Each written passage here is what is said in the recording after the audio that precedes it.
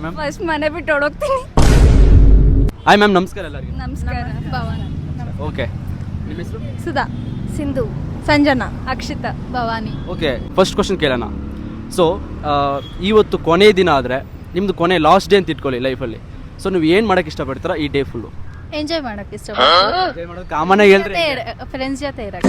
ಜೊತೆ ಇರೋಕ್ಕೆ ಇಷ್ಟಪಡ್ತೀರಾ? ಹಾಂ, ಅಷ್ಟೇನಾ? ಅಷ್ಟೇ. ಕೊನೆ ಲಾಸ್ಟ್ ಡೇ ಏನು ಬೇರೆ ಥಾಟ್ಸೇ ಇಲ್ವಾ? ಸುಮ್ಮನೆ ಎಲ್ಲ ಇವ್ರ ಜೊತೆ ಎಂಜಾಯ್ ಮಾಡೋದು, ಟ್ರಿಪ್ ಹೋಗಿ. ಸೊ ನೀವೇನು ಮಾಡ್ತೀರಾ ಮ್ಯಾಮ್? ಫಸ್ಟ್ ಮನೆ ಬಿಟ್ಟು ಓಡೋಗ್ತೀನಿ. ಏನಂದೆ, ಇನ್ನೊಂದ್ಸಲ ಹೇಳು. ಫಸ್ಟ್ ಮನೆ ಬಿಟ್ಟು ಓಡೋಗ್ತೀನಿ. ಮನೆ ಬಿಟ್ಟು ಓಡೋಗ್ತಾ ಇರ್ತೀರಾ? ಯಾಕೆ ಮನೆ ಬಿಟ್ಟು ಓಡೋಗ್ತೀರಲ್ಲ? ಫ್ರೀಡಮ್ ಬೇಕಲ್ವಾ, ಒಂದಿನ ಅಟ್ಲೀಸ್ಟ್ ಎಂಜಾಯ್ ಮಾಡಿ ಸಾಯೋಣ. ಎಂಥ ಬುದ್ಧಿವಂತ, ಏನೆಲ್ಲ ಯೋಚನೆ ಮಾಡ್ತಾವನೆ. ಥೂ, ನಾನೇ ತಪ್ಪು ತಿಳ್ಕೊಂಬಿಟ್ಟೆ. ಛೇ ಛೇ. ಅಷ್ಟೇ, ಫ್ರೀಡಮ್ಗೋಸ್ಕರ ನೀವು ಮನೆ ಬಿಟ್ಟು ಓಡೋಗ್ತೀರಾ. ಕೊನೆ ಹೆಸರು ಕೇಳ್ರಪ್ಪ ಹುಡುಗಿರ್ದು. ಇದು ಬೈಕ್ ರೈಡ್ ಹೋಗ್ತೀವಿ ಫ್ರೆಂಡ್ಸ್ ಜೊತೆ. ಬೈಕ್ ರೈಡ್ ಫ್ರೆಂಡ್ಸ್ ಜೊತೆ, ನಮ್ಮ ಜೊತೆ ಇಬ್ರಿಬ್ರು. ಅದೇ ನಿಮಗೆ ಕೊನೆ ಹೆಸರು.